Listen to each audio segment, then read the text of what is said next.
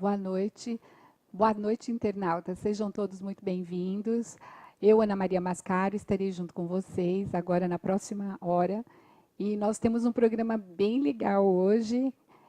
Mas antes disso, quero apresentar o meu amigo e mestre, que estará comigo junto no programa, fazendo, que é o professor Dirceu Moreira. Boa noite, professor. Seja bem-vindo. Boa noite, professora Ana Maria. É um prazer, sabe, estar aqui com vocês, apresentando um programa tão legal como Missão Educar, e que a gente vai ter a oportunidade sempre. Sempre que a gente entrevista, a gente está aprendendo, né, Ana Maria? A gente sempre está aprendendo, né? Verdade. É esse processo da eterna aprendizagem, que eu fico muito feliz de poder participar a cada vez que eu venho aqui, que agora nós temos uma equipe de apresentadores, né, de apresentadores. Verdade, um novo formato, né? É um né? novo formato e sempre para mim é muito prazeroso estar aqui. Tá bom? Eu agradeço demais, porque eu falei no último programa, ele é o nosso mestre, porque eu pergunto para ele, a gente fica sempre um passando para o outro, e eu te agradeço demais, viu, professor, pela sua ajuda. E hoje eu trouxe uma pessoa muito bacana também. Ele vai estar conversando com a gente, vai estar contando um pouquinho da vida dele, da história dele. Eu que o conheci há pouco tempo, mas assim fiquei fascinada com a história, com as atividades dele, um professor excelente. E vou anunciar aqui, é o professor Nelson Gonçalves, do Nascimento Filho. Vou ler um pouquinho do currículo dele. Ele é formado em Educação Física, com especialização em Psicopedagogia e Recreação e Lazer, com experiência em diversas áreas do entretenimento, expressão corporal e cultura. Atuou como professor do Ensino Fundamental 1 e 2, e na educação infantil e em grupos de terceira idade também. Atualmente é professor universitário nos cursos de Educação Física, pedagogo e escritor. Olha, não é fraco não, hein? Boa noite, professor Nelson, seja super bem-vindo, viu? Boa noite, eu agradeço o convite, né? Estou muito emocionado de estar aqui, né? Porque para mim é uma honra participar. Tudo que tem relação com educação me interessa muito, então me sinto muito lisonjeado de estar aqui participando desse programa. Muito bem. Bom, professor, o que todo mundo quer saber, como você iniciou na carreira de professor? Conta um pouquinho da sua história. Na verdade, é assim, eu sempre fui jogador, joguei voleibol minha vida toda. E aí o meu sonho era ser jogador, só que não deu certo e pensei, né? Então eu vou ser técnico, vou entrar numa faculdade de educação física para trabalhar como técnico na área esportiva.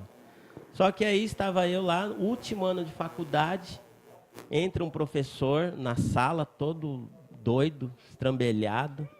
Ele olha e fala assim, vamos cantar uma musiquinha. E eu olhei aquele professor, falei, esse cara está brincando, ele vai cantar musiquinha aqui.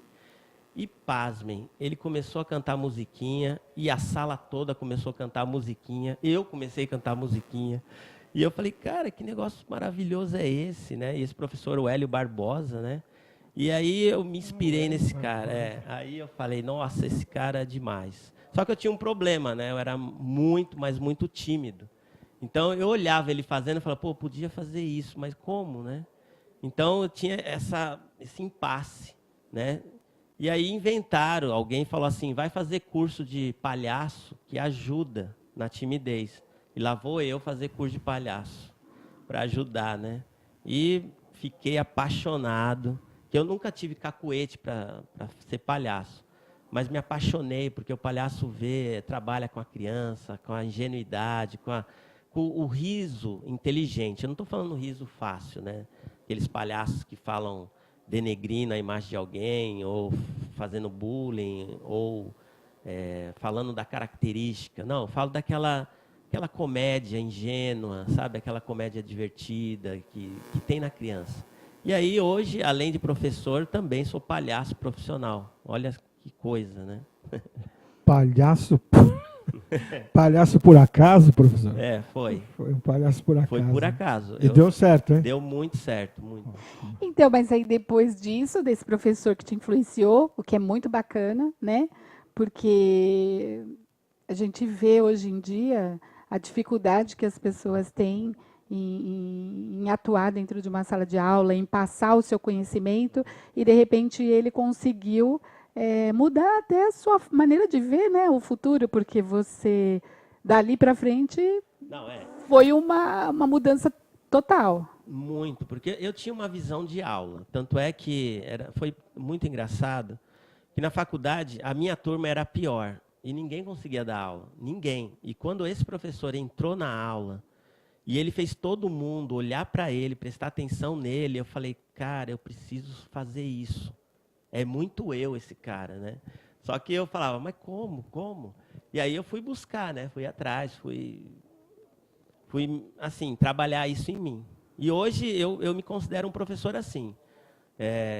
As minhas aulas são muito divertidas. Eu falo, eu vou numa sala, eu faço amigos, eu conto piada, passo conhecimento e principalmente aprendo muito com os alunos, né? Então, professora, a gente vai passar agora a primeira foto sua. Queria que você comentasse sobre, né, que eu sei que você viaja com várias palestras, forma turmas para fazer capacitação, né? Então eu queria que você e você numa peça, né, como palhaço. Essa peça a minha chama O Palhaço e a Menina de Rodas, né? E eu elaborei essa peça porque eu vejo que nas escolas, não são todas, mas a grande maioria não estão preparados, né, para essa questão da inclusão na escola. As pessoas falam muito de inclusão, mas o que a gente vê na maioria das escolas é assim, é aquela professora estagiária que toma conta da criança que tem algum problema, alguma deficiência, mas não inclui, né? Verdade. Não tem a inclusão. E, além do mais, você não tem, em alguns casos, nem acessibilidade tem. Mas é verdade. E pasme, né? Essa peça minha, ela é muito divertida. Eu faço mágica, eu interajo com a plateia. Ela, né? Quando eu fiz a peça, eu até contratei o diretor, que é o Marcos Horta, né? Que o cara é fantástico, tal. E ele falou, Nelson, vamos lapidar essa peça, vai ficar maravilhosa. Nossa, eu falei, vai ser a peça dos meus sonhos, né? Vai dar muito certo. Mas pasmem, as escolas pouco me chamam para fazer. E eu falo, mas por quê? Aí eu falando com o meu diretor, ele falou, por isso, porque não tem acessibilidade. Então elas ficam com medo, você vai levar um assunto, vai abordar algo na escola que às vezes, né, não tem. Vai passar Quando, na vexame. verdade, tinha que ser o contrário, né? Teria que ser uma luz aí para que as escolas se posicionassem, Exatamente. para que ajudassem todos a estarem fazendo a inclusão, né? Como deve ser feita. É uma pena que realmente as escolas ainda tenham esse receio, esse medo de trazer um evento como esse do professor, preocupado se tem ou não tem acessibilidade. Se não tem, é um bom motivo para a partir daquele momento para começar a ter a acessibilidade e a inclusão. A inclusão não é feita só de acessibilidade, é feita de coração, né? Que nem a tua escola, onde você realmente a gente vê aquele slogan da tua escola. Como você coloca a questão do acolher. Sim. Porque acolher vem antes do incluir. Antes do incluir. Porque você acolher é de coração, né? Vem antes disso. Exatamente, eu me preocupo muito com isso, porque eu sei que isso é importantíssimo. Uma das coisas que eu ouvi, eu estive num congresso, até depois, numa outra oportunidade, vou poder falar exatamente desse congresso, mas eu estive num congresso onde eu ouvi a seguinte afirmação, e que até comentei com vocês e quero que vocês concluam isso, de que nós, hoje em dia, vivemos assim, a escola, o prédio, século XIX, as salas foram ambientadas para o século XX, só que nós estamos trabalhando com crianças do século XXI. Então, está tendo um conflito aí, né? Como nós podemos fazer para atuar? Que nem antigamente existia o magistério, que hoje não existe mais. Os professores, quando saíam do magistério, eles saíam com a prática. Eles entravam dentro de uma sala de aula, eles sabiam fazer um projeto, eles sabiam fazer um planejamento, eles sabiam fazer as atividades. Hoje em dia... E não era nem considerado cursos de faculdade, não era. Né? Eram os Cefams da época, né? Exatamente, mas assim, o que a gente percebe é que as faculdades, os cursos de pedagogia e os outros cursos, eles não conseguiram implantar essa forma de desenvolver um professor. O que você tem a falar sobre isso, assim, da sua vivência? Porque você dá curso de capacitação, né, Nelson, para as escolas, para os professores, não é? Você faz muito isso. Eu viajo o Brasil todo fazendo isso. O que eu vejo e que, assim, o que mais eu presencio são professores que não têm preparação nenhuma para lidar com os alunos na sala de aula. Assim, esses professores, eu digo, aqueles que saem da faculdade e vão direto, né, para a escola trabalhar. Eles não têm uma preparação. Você chega para ele e fala, monta um planejamento, um plano de aula, monta uma atividade, eles ficam assim, como que eu faço? O que eu devo fazer?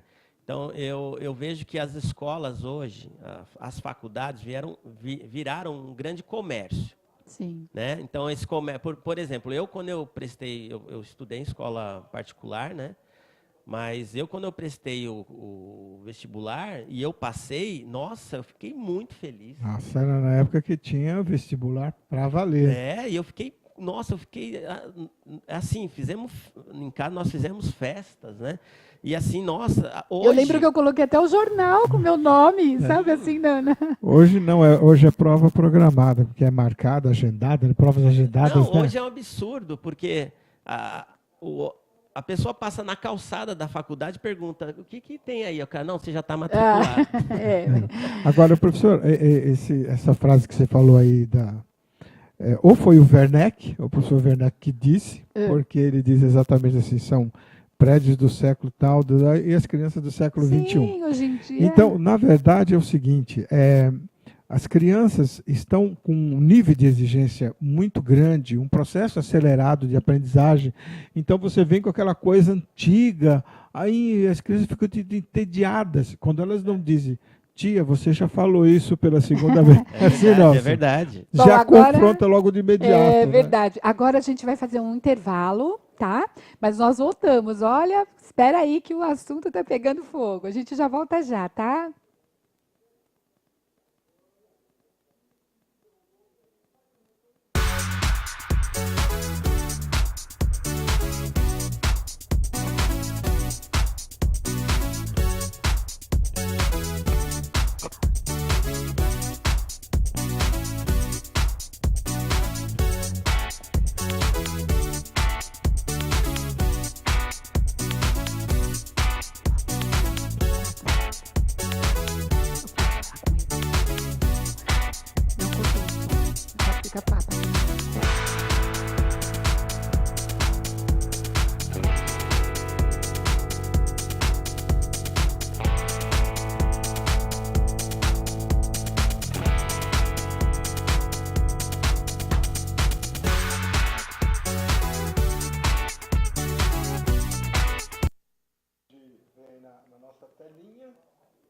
A escola, comandada pela professora Ana Maria, que é a apresentadora do programa de hoje, que caracteriza basicamente por aquela palavra que eu falei para você, o acolhimento e o comprometimento com a criança. Isso é fundamental para uma escola.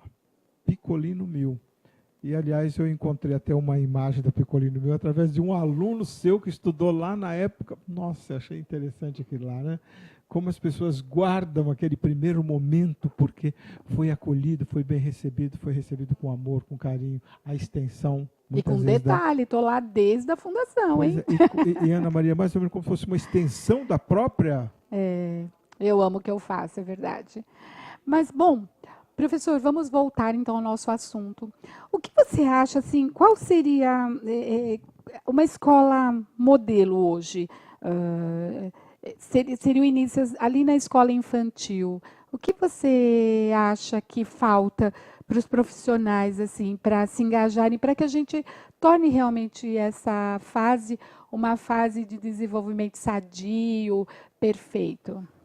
Bom, o que eu vejo hoje é assim, são os 3 pilares, né, que devem ser muito bem trabalhados.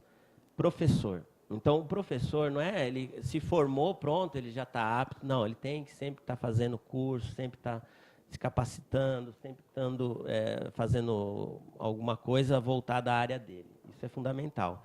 E eu acho que a escola tem que investir muito nisso, né? E tem escola que não investe. Outra coisa, na família. Não adianta você querer dar aula para a criança. Dar aula para a criança é fácil, né?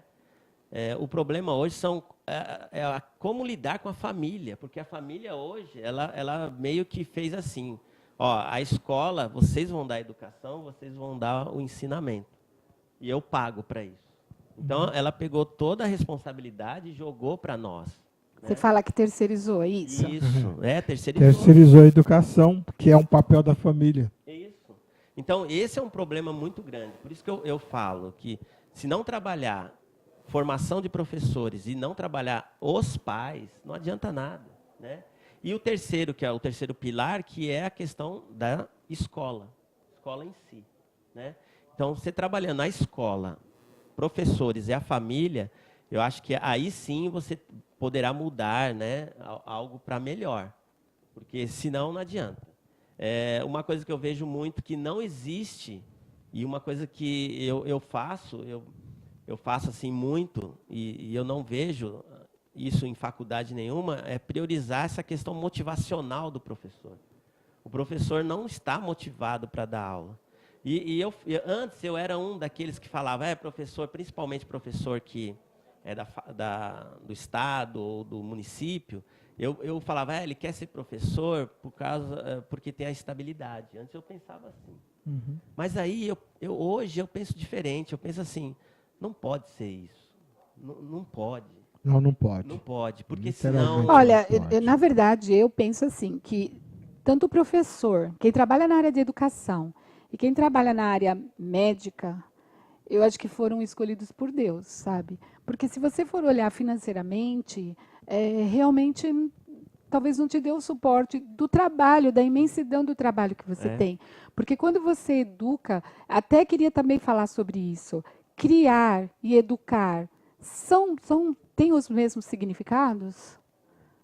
Eu só queria colocar uma coisinha, Ana, do que o professor colocou, que realmente hoje a questão da família, professor, é tão fundamental que a família meio que delegou para a responsabilidade de educar para a escola, como se dissesse para a sua escola lá, vocês não estão educando meu filho, não mandei ele para cá para ser educado? Não, a educação é de berço, começa dentro de casa, que é o amor, que é o carinho, que é o limite, que é o respeito, que são os limites, as regras, disciplina.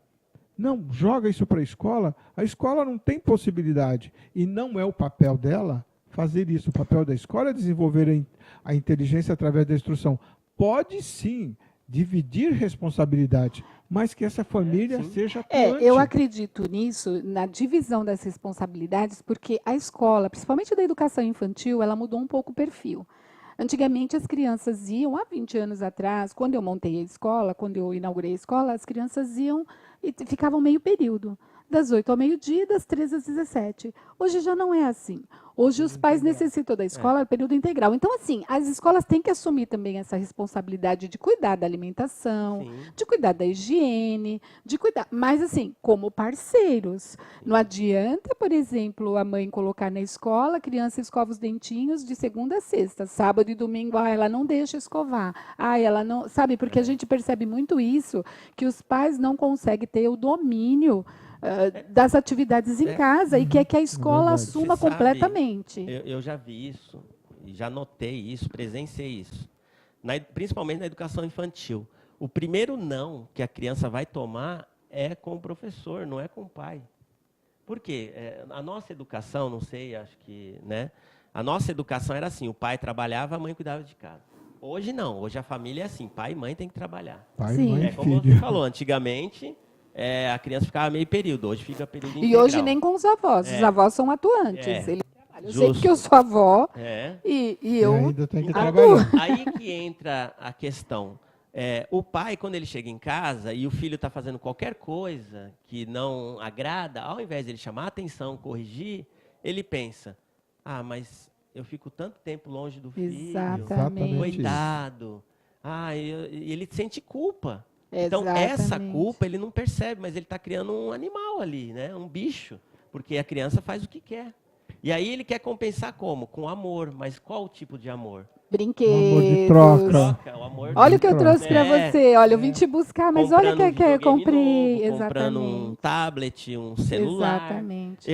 Eu vi um artigo dizendo que 45% das crianças no mundo, 45%, até, se eu não me engano, 4, 5 anos, 45% dessa população de crianças já tem o seu tablet, seu celular, Sim. seu computadorzinho. Sim. Hoje ninguém mais tem celular. É smartphone.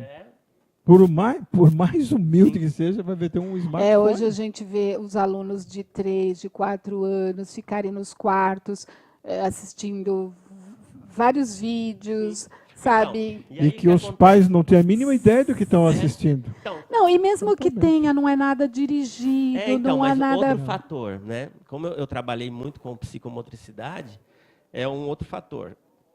Hoje a criança ela tem um estímulo muito grande, visual e auditivo. É muito grande. Sinestésico acabou. Sim. Então, a mãe acha que aquilo lá, nossa, meu filho é esperto, meu filho é mais... Não, não é bem assim. O estímulo visual, auditivo dele está ótimo. Só que ele vai fazer um quebra-cabeça no iPad, né? Ele não está vendo o tamanho da peça, a textura, o peso, o tamanho. Exatamente. Sim. E isso é comprovado, não sou eu que estou achando, não, é comprovado. Isso, lá na frente, pode causar distúrbios de aprendizagem. E tem mais uma outra coisa, subir numa árvore pelo tablet é muito diferente que realmente Lógico. aprender lá pegar aquela coisa na mão. Outro dia eu estava no shopping, né? E eu sou muito observador. Então eu estava lá tal, e vi aquelas crianças com aquele, eu nem sei como que chama, ele parece um skate móvel. Que é móvel, sei. Skate. Não é da nossa época, nós não sabemos o nome. E eu olhando seu nome. Eu falei, gente, acabou tudo, né? Porque a menina, ela tinha... Já não vai andar mais. 9 anos. E você olhava para a menina, ela era uma menina obesa. E aí o pai ainda me compra um negócio desse para a filha. Não, quando não tem aquele, tem o tênis que tem na ponta do tênis, ele tem as rodinhas. Sim. Ele anda tudo sobre rodinha. Quer dizer, o exercício da motricidade, pelo menos aí é que entra o papel da escola, porque você falou. Sim. A escola tem que ser a parceira na medida em que, se ela não está acontecendo isso em casa, vai ter que acontecer na escola. A escola hoje realmente acaba mudando bastante o papel dela nessa responsabilidade do desenvolvimento da motricidade da criança. E eu ainda digo mais, porque as escolas que têm essa visão, né, que querem os seus alunos desenvolvendo esse lado, elas encontram uma barreira com os pais.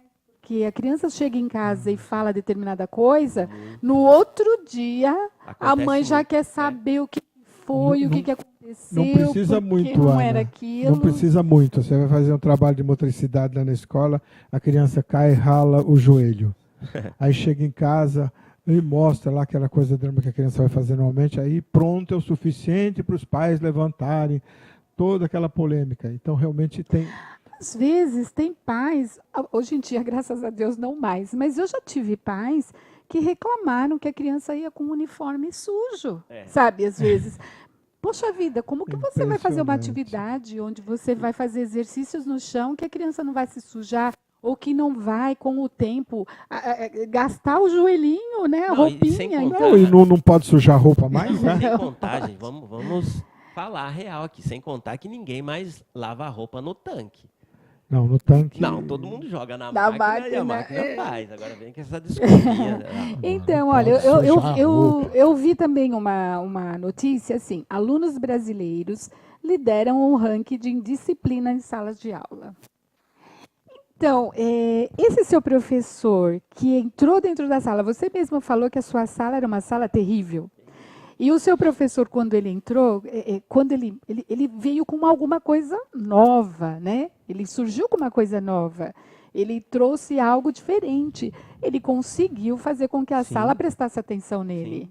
Então, assim, será que hoje em dia nós não estamos vivendo essa tal indisciplina, porque nós realmente, os professores ainda não se conscientizaram de que eles têm que mudar a forma de dar a aula? Então, sabe o que acontece? Eu dei até essa palestra num congresso uma vez chamado Autoridade ou Autoritarismo, né?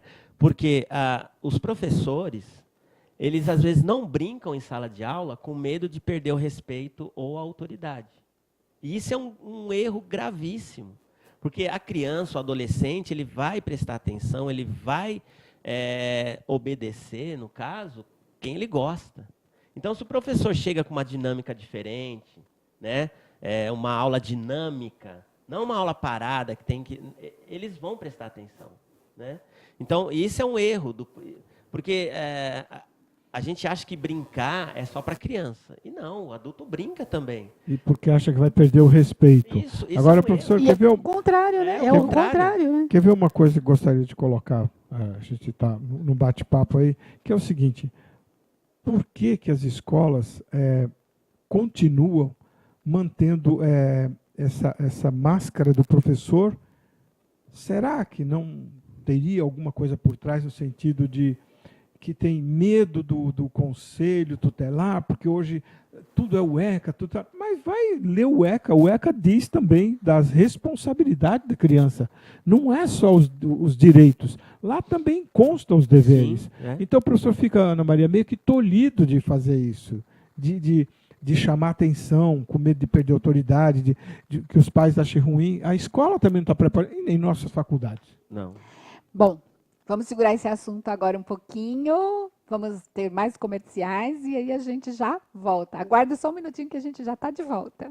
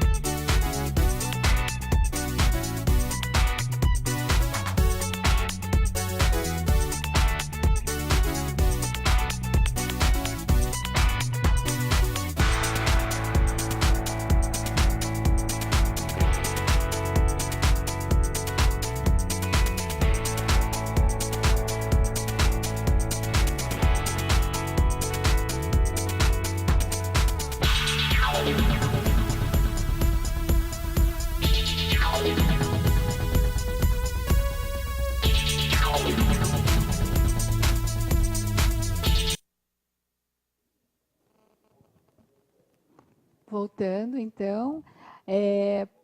Professor, existem países em que a gente, de repente, pode até se basear um pouquinho, né? E trazer, de repente, um pouco de conhecimento para cá. Eu ouvi falar que na Finlândia existe um ensino um pouco diferenciado, onde as crianças elas aprendem de uma forma mais aberta. O que você acha? Eu acho que, assim, a maneira que a Finlândia... Porque a Finlândia, ela concorria com os Estados Unidos para, assim, qual país seria o primeiro do mundo na área da educação. E, de repente, a Finlândia subiu, assim, astronomicamente, deixando os Estados Unidos lá embaixo. E aí foi um educador dos Estados Unidos saber o que aconteceu. E chegou lá, ele viu uma escola totalmente diferente. Como? As crianças, eles priorizam. A criança tem que brincar. Que é isso que nós temos que fazer. O maior problema nosso hoje é assim, o pai, ele se vê muito no filho. Então, ele se projeta muito. Eu já fui dona de escola, não sei se eu te falei, né? Eu fiquei 1 ano. Eu não aguentei. É sério. Por quê? Porque a mãe chegava para mim e falava: professor, minha filha tem 3 anos e não sabe escrever. E eu falava para a mãe, mas ela vai assinar talão de cheque, mãe. Para que você quer que ela escreva? Com 3 anos. Porque assim, é querer mostrar para alguém que o filho está lendo, escrevendo. É a competição, né? Exatamente, para então, mostrar. Quando você faz um teste, Ana, faz um teste. Coloca lá, bastante lúdico, faça a criança gostar da escola. Que você não vai ter pais reclamando. Não. Meu filho só vem aqui para brincar. Eu não estou pagando para ele vir brincar.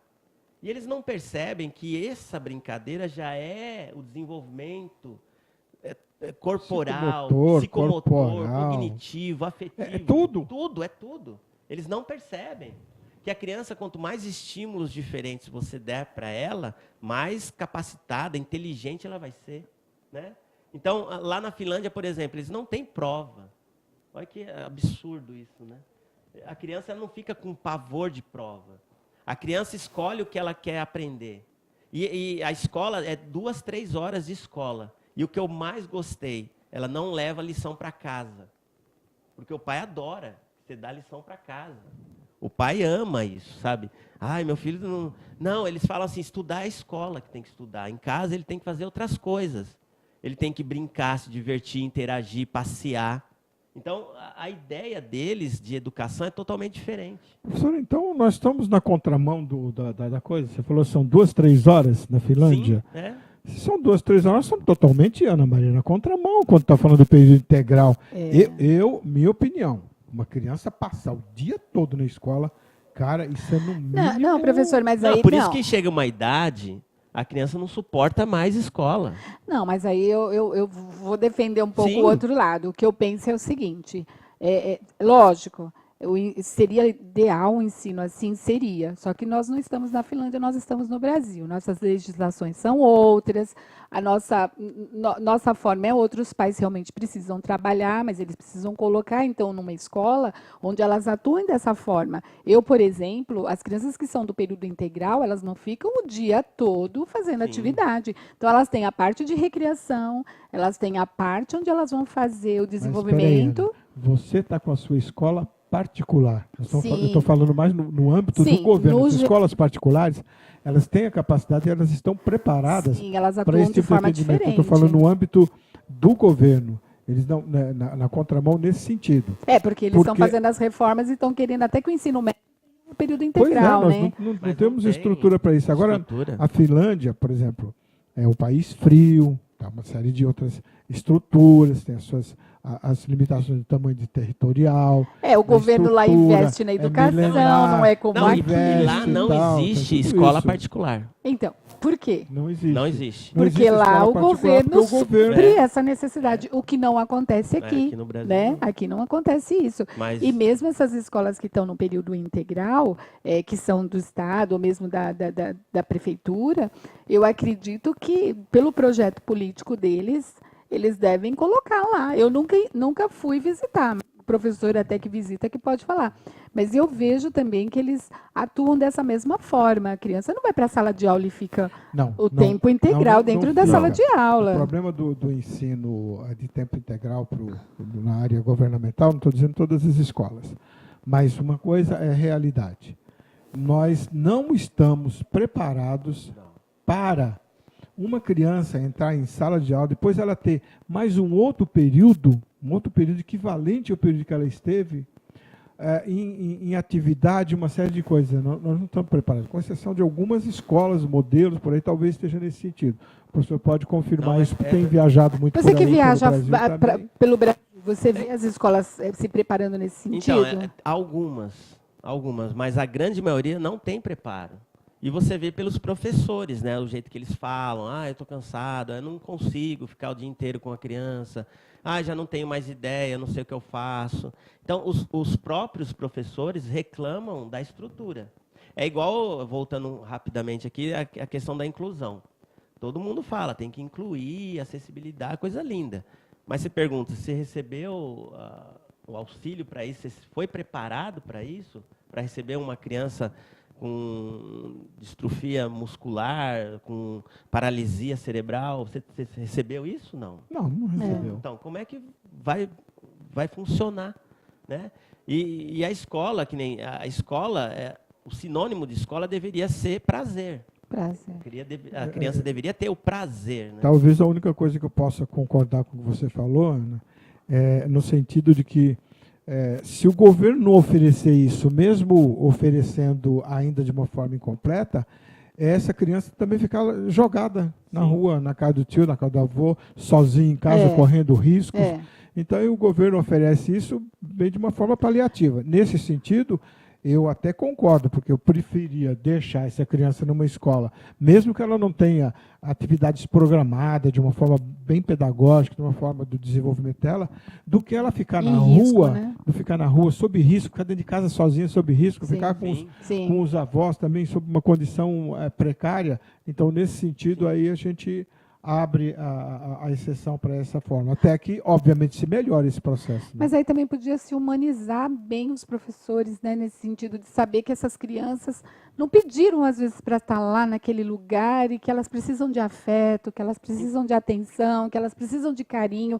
E, assim, pelo que eu vejo, não precisa ter verbas monstruosas para você fazer.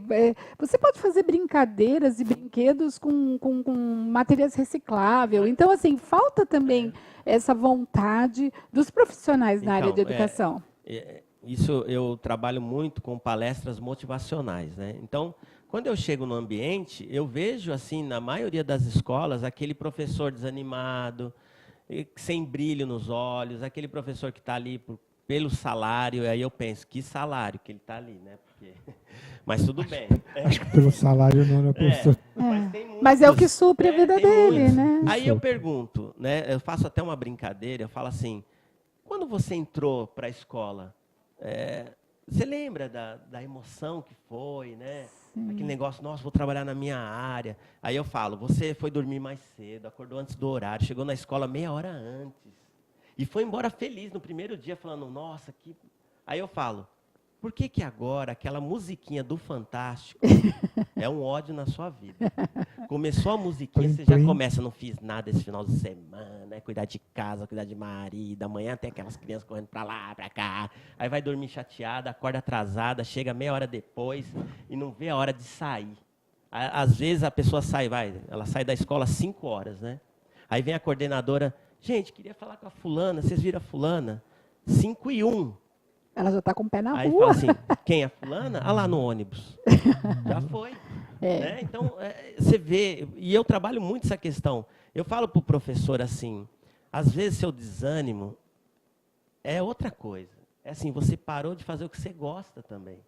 Parou de se divertir, parou de passear, né? É só compromisso, é só obrigação. Oscar Wilde, ele fala um negócio que eu acho fantástico. Você vive ou você existe? Porque a maioria de nós, a gente está existindo. É aquela questão que a Ana levantou no começo, a diferença entre educar e criar. Justo. Bom, nós vamos dar mais uma pausa para mais um comercial e já voltamos. O assunto não acaba.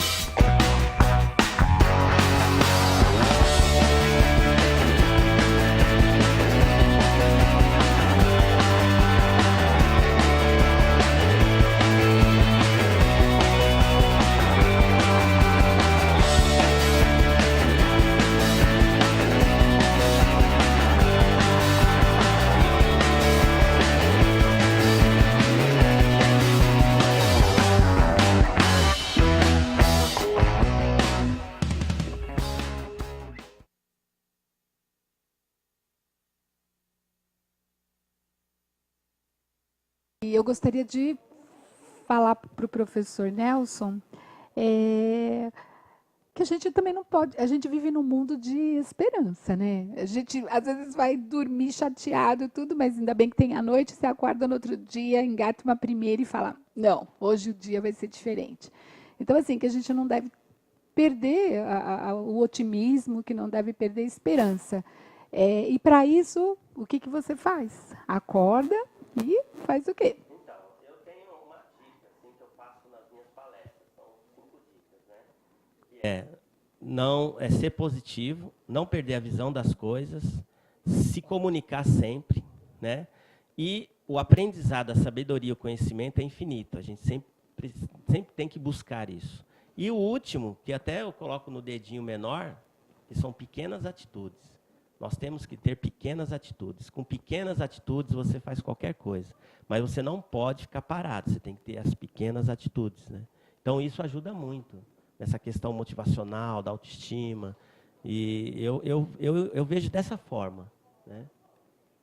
Professor Nelson, o que você poderia dizer aos professores que nos assistem quanto à motivação de uma mulher que trabalha numa escola, sai daquela escola, vai para outra, já gastou 1 hora para chegar lá de carro, de ônibus, e tantos alunos, tantas salas de aula, vai, mal está tentando comer direito, tomar um lanche, ela vai para uma outra escola, está tremendamente já cansada, já está estressada, e ali fica até às 18 horas e volta para casa e encontra pela frente a terceira jornada, que é cuidar da família, que é cuidar de tudo. O que nós podemos dar de esperança com a nossa fala para essa, principalmente a mulher? Porque o homem não tem essa jornada, né? O homem não tem a terceira jornada. Mas o que você diria, você daria essa mensagem para essa mãe, para essa professora? Então, primeiro, eu acho assim, é difícil, não vou falar que é fácil, né? Eu falo assim, a mulher, ela é um ser superior ao homem. Porque a mulher, ela faz 5, 6 coisas ao mesmo tempo. Você pede para o seu marido esquentar um leite, ele derrama, ele não consegue, né? Então, o que eu vejo, muitas vezes, é assim, a gente se põe, né? A gente está onde a gente se põe. Eu sempre digo para as pessoas, você está aqui porque você veio até aqui. Você vai fazer isso porque você foi à procura disso. Se isso está te dando... porque o nosso corpo é o nosso maior aliado. Se isso está te dando desconforto, se você não está sentindo bem, não faça, sabe? Deixe alguma coisa de lado, porque essa sobrecarga, né, o corpo ele vai falando até que chega uma hora ele te coloca de cama doente. Agora, se você quer motivar, pensa assim, eu posso até fazer o que eu não quero agora, mas eu vou fazer bem feito para chegar onde eu quero. Então, eu vou fazer o meu melhor para chegar onde eu quero, né? E isso me motiva. Que nem eu tenho uma experiência de vida peculiar, né? Porque eu tenho uma experiência de vida peculiar, porque assim, eu trabalho hoje com motivação com as pessoas, porque eu tive uma experiência, né? De vida meio que diferenciada, né? Ano passado, eu tive uma experiência de vida muito ruim. Eu perdi minha esposa, né? Com 6 meses, com câncer no ovário. A minha filha casou, saiu de casa, né? E no final do ano eu fui mandado embora da faculdade. Quer dizer, foi tudo ao mesmo tempo. Nossa, situação difícil. Né? E eu falo, hoje eu trabalho com motivação e eu sou exemplo, né, para qualquer um, que se você não tiver as pequenas atitudes, não tiver amigos, não ir atrás do que você quer, você não aguenta. É igual a música do Raul Seixas, não pense que a cabeça aguenta se você parar. Então você não pode parar. Né? Então hoje eu me dedico a isso. Que nem eu sou palhaço, né? Faço palhaço em hospitais, eu levo alegria para as crianças com câncer e eu falo para quem quer ir, você está bem para ir lá? Porque não adianta, se você falar, não, eu vou lá porque eu me sinto bem, está errado. Você tem que ir lá bem, você não tem que ir lá se sentir bem. Você não tem que ter troca, você tem que ir lá dar o bem. Né? E aí, quando o senhor fala isso, todo mundo, se o senhor contar a vida do senhor, a Ana contar a vida dela, todo mundo vai falar, nossa, que correria. Mas nós escolhemos isso. Não foi ninguém que chegou para você e falar, você vai dar aula, você vai trabalhar. Não. Então, a pessoa tem que ter essa consciência, que foi ela que se colocou lá. Ela tem que, então, se motivar com pequenas coisas, não parar de fazer o que gosta, ir atrás, se divertir com pequenas coisas, que nem quando eu falo, a gente existe ou vive, viver não é fazer loucura, não estou falando de chegar em casa, pegar, some, pega a sua mala, quero ficar solteiro, não é isso. Viver é a gente, sabe, ir no cinema, sem ser quarta-feira ou segunda, que é promoção. Você está lá no shopping, lá, daí você fala, acho que eu vou no cinema, é chupar um sorvete no frio, porque você gosta. Né?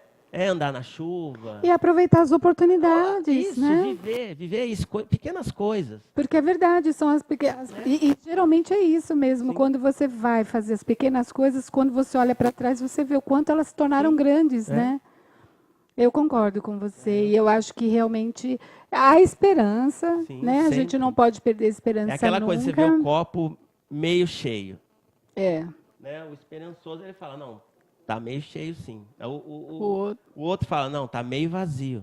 Depende do ângulo, da forma com que você está emocionalmente. Eu falo assim na vida, tudo tá certo. Tudo tá certo. Eu aprendi isso. Porque, você vê... Eu sou professor de educação física, minha esposa era dançarina, ela era professora de dança. Na família, a gente era considerado o casal fitness. Alimentação regrada, dormia cedo e tal. E aconteceu isso. Então, eu falo, cada um aqui tem um tempo. E tem um número, e cada hora, cada momento. Uma senha, né? Uma senha. Cada um tem a sua senha, né? Daqui a pouco chama, tchau, já fui. Não tem como você passar para o outro. Então, fica com a minha senha. Uma coisa, Ana Maria, que eu aprendi na minha vida, assim, e foi da pior forma possível, é assim, não reclamar de nada. Até quando dá errado alguma coisa, eu falo, o que eu tenho que aprender com isso? Mas, professora, é importantíssimo você falar isso, sabe? Porque, olha, diante do que você viveu, né? Que eu não sabia, né? Que você está falando agora. Diante do que você viveu, e você para trabalhar com motivação, e você está assim, né? Então, quer dizer, qualquer pessoa, seja lá o problema que você está vivendo, você tem que se erguer e ir, sim. Né? E outra coisa, é que nem em sala de aula mesmo, quando você procura dar o seu melhor, a turma corresponde, ela responde também sim. positivamente para você. Então, é um círculo isso, né? Uhum. Agora, quando você chega estressado, você nota que quando você chega... As crianças, às vezes, estão lá naquele burbulho. Você fala... Nossa, todo mundo para prestar atenção em você, né? Então, assim, depende também muito do seu posicionamento, né? Perante aos seus alunos... perante ao seu trabalho. E isso também a gente está falando com relação aos professores, mas é na vida no geral. Na vida no geral. A gente não pode perder as oportunidades de fazer as amizades. A forma com que você se expõe, a forma com que o professor chega, a forma com que o professor se apresenta na sala de aula, as crianças são verdadeiramente termômetros. Elas literalmente dizem, e olham para o professor e dizem, professor, você está triste. O que está acontecendo, professor? Então, eles são um termômetro. Inclusive, o professor deveria se utilizar das crianças como um termômetro. Os pequenininhos, porque... eles até sabem quando você cortou o cabelo. Você chega lá, professora, você cortou o cabelo. Nossa, você... marido não percebe, mas os alunos percebem. O marido não percebe. Bom, a gente está quase chegando ao final do nosso programa, né? Uma satisfação enorme de ter trazido o professor Nelson. Quero que ele venha mais vezes aqui, porque ele assim, tem um trabalho fantástico. E eu sei que eu vou poder participar de alguns cursos que ele vai dar, então, estou lá dentro, a gente vai continuar juntas.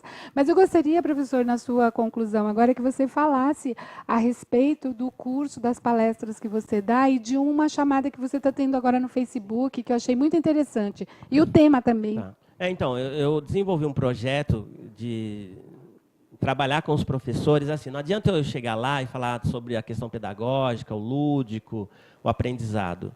Então, eu desenvolvi 5 palestras motivacionais, que eu acho que a gente tem que trabalhar isso, né, o bem-estar, a qualidade de vida e a autoestima do professor.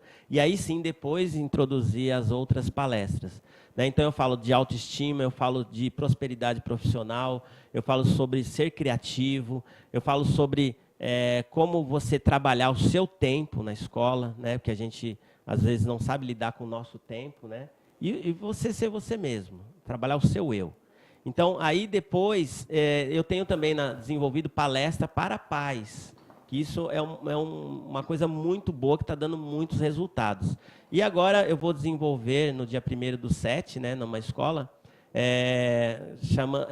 o tema ai, gente, agora... Fugiu também. Reconhecimento familiar, uma coisa assim, né? Reconstrução familiar, um lado bem-humorado das coisas sérias. Então, eu vou falar sobre isso de forma bem-humorada, mas assim, dando aquele tapinha de pelica, né, no pai, falando, ó, pai, isso aqui é obrigação sua, ó, isso aqui é obrigação da escola.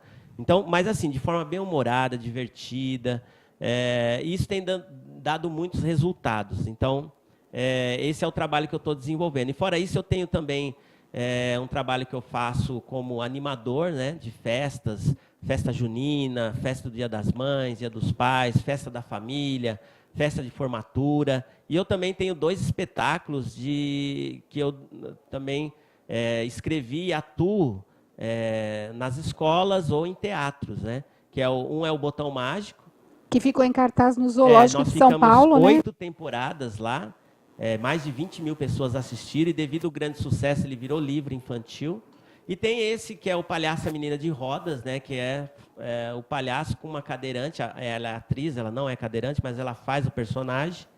E lá ela mostra sobre inclusão, acessibilidade, sobre como trabalhar as diferenças e tal. Então esse é o trabalho que eu desenvolvo, desde a formação do professor, da questão motivacional e também das animações ali que ocorrem nas escolas. Então, quem quiser saber mais sobre o professor, no Facebook dele, como que te encontra lá, professor? Não, é fácil, é Prof. Nelson Gonçalves. Aí já vai me encontrar. Tem o meu site, que é www.profnelson.com.br. Ele não trouxe os livros, mas quem quiser dar uma olhadinha lá, fique à vontade, né? E a gente vai, com certeza, trazê-lo mais vezes aqui no programa e abordar outros assuntos também, que são tão importantes quanto esse, né, para o Missão Educar. Queria agradecer demais a audiência, né, vocês aí desse lado. Um beijo grande e até o próximo programa. Obrigada.